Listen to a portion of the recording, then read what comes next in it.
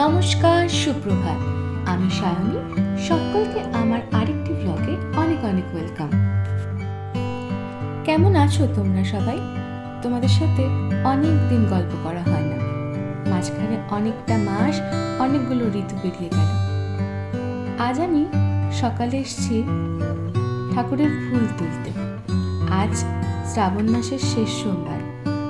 আমি তাই সোমবার করেছি। বর্ষার জল পেয়ে আমার গাছগুলো আরও সবুজ আর তরতাজা হয়ে উঠেছে। আমাদের এখানের আবহাওয়া তো মাঝে মাঝেই খারাপ হয়ে যায়। দুদিন বেশ বৃষ্টি হয়, আবার তারপরের দিন একটা মেঘলা মেঘলা ওয়েদার, ভ্যাপসা গরম, এইভাবেই চলছে। এই এখন দেখো কত রোদ্দুর, একটু পরেই বৃষ্টি হবে। আকাশে মেঘ জমে আছে অনেক।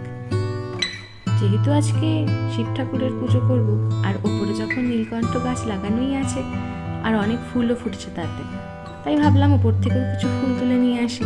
নিচ থেকে তো মা তুলেছে সকালে, বাড়ির নিচের যে গাছগুলো আছে সেখান থেকে।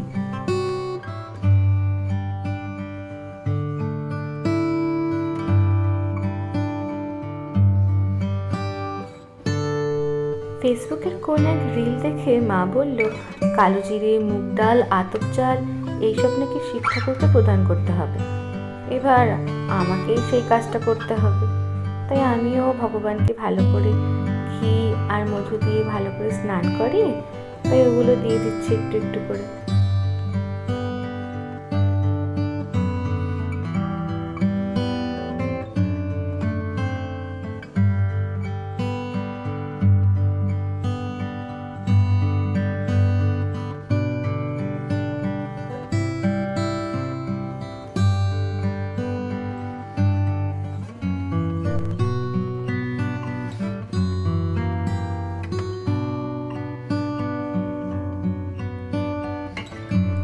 ঠাকুরকে ফুল দিয়ে সাজানো কমপ্লিট, আর পুজোও প্রায় শেষের দিকে।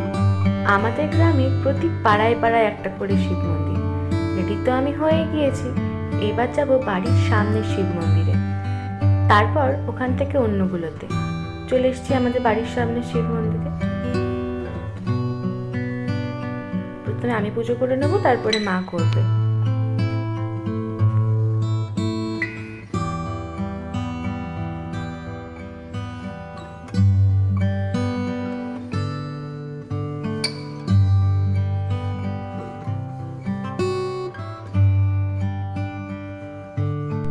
এবারে চলে এলাম এই শিব মন্দিরটাতে। এই শিব মন্দিরটা অনেক প্রাচীন মন্দির, পরে সংস্কার করা হয়েছে।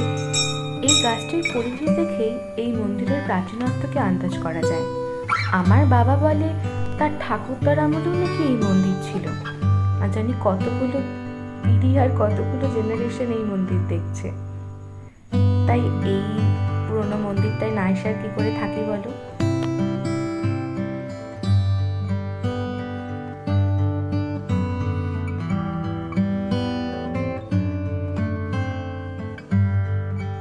এবার যাব গ্রামের সদ্য নির্মিত একটি শিব মন্দিরে।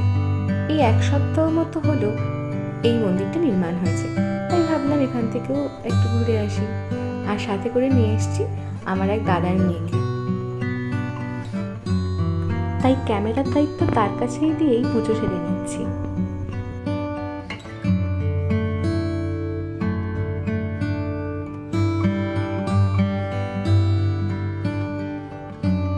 সব মন্দিরে ঘুরতে ঘুরতে অনেক বেলা হয়ে গেল, তাই বাড়ি এসেই মা প্রসাদ দিয়ে দিল। আজকের তাহলে ভিডিওটা এই পর্যন্তই থাক। আবারও দেখা হচ্ছে অন্য একটি ভিডিও। Stay with me.